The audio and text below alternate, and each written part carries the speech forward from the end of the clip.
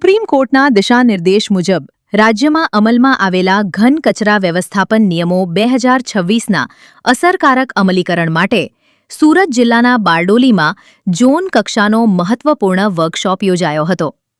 Sardar Patel town hall ખાતે યોજાયેલા આ કાર્યક્રમમાં સુરત ઝોનની વિવિધ મહાનગરપાલિકા અને નગરપાલિકાના પદાધિકારીઓ તેમજ અધિકારીઓએ ભાગ લીધો. કાર્યક્રમની અધ્યક્ષતા બારડોલીના ધારાસભ્ય અને પૂર્વ કેબિનેટ મંત્રી ઈશ્વરભાઈ પરમારે કરી હતી. વર્કશોપમાં ઘન કચરા વ્યવસ્થાપન નિયમો 2026 અંગે વિગતવાર માર્ગદર્શન આપવામાં આવ્યું હતું. નવા નિયમો મુજબ હવે કચરાનું માત્ર ભીનું અને સૂકું નહીં, પરંતુ ભીનો, સૂકો, સેનિટરી અને ખાસ કાળજીવાળો કચરો એમ 4 વિભાગમાં વિભાજન ફરજિયાત રહેશે. પ્રથમ તબક્કામાં સરકારી કચેરીઓ, શાળાઓ, હોસ્પિટલો અને નગરપાલિકાઓમાં 4 ડસ્ટબિનની વ્યવસ્થા અમલમાં મૂકવામાં આવશે. આગામી મહિનાઓમાં ડોર ટુ ડોર કચરો એકત્ર કરતી ગાડીઓને પણ 4 વિભાગ મુજબ કચરો એકત્ર કરવા માટે તૈયાર કરવામાં આવશે.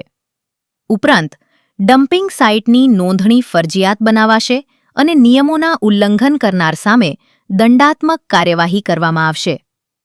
જૂના કચરાના વૈજ્ઞાનિક નિકાલ માટે બાયોમાઇનિંગ અને રેમિડિયેશનની કામગીરી પણ હાથ ધરાશે. આ વર્કશોપમાં બારડોલી પ્રાંત અધિકારી, મામલતદાર, વિવિધ મહાનગરપાલિકાઓ અને નગરપાલિકાઓના નવનિર્વાચિત પદાધિકારીઓ, કમિશનરો, મુખ્ય અધિકારીઓ તથા શહેરી વિકાસ વિભાગના ઉચ્ચ અધિકારીઓ ઉપસ્થિત રહ્યા હતા.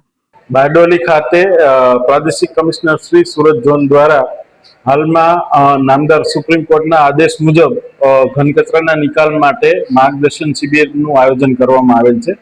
આ શિબિરમાં માનનીય ધારાસભ્ય શ્રી બારડોલી આરસીએમ સાહેબ, તમામ નગરપાલિકાના પ્રમુખશ્રીઓ, ચૂંટાયેલા પદાધિકારીઓ તથા નગરપાલિકાના ચીફ ઓફિસરશ્રીઓ ઉપસ્થિત છે. સુરત ઝોન દ્વારા આ કામગીરી એ સ્વચ્છ ભારત મિશનને સઘન બનાવવા માટે કરવામાં આવી રહેલી છે અને આ વર્કશોપની અંદર તમામ પદાધિકારીઓને ઘન કચરાના નિકાલ માટે 4 ડસ્ટબિનનો કેવી રીતના ઉપયોગ કરવો, કયા પ્રકારનો કચરો એમાં વર્ગીકૃત કરવો તથા લોકોની સામેલગીરી કેવી રીતના કરવી કે જેથી સુચારુ રૂપે આપણે સ્વચ્છ ભારત મિશનમાં માનનીય વડાપ્રધાનશ્રીનું સપનું સાકાર કરી શકીએ એ અંગે વિગતવાર તજજ્ઞો દ્વારા માર્ગદર્શન આપવામાં આવેલ છે અને તેમના કોઈ પણ જાતના પ્રશ્નો હોય તો એ સેશન્સને અંતે એનું પણ યોગ્ય રીતે નિરાકરણ કરવામાં આવેલ છે.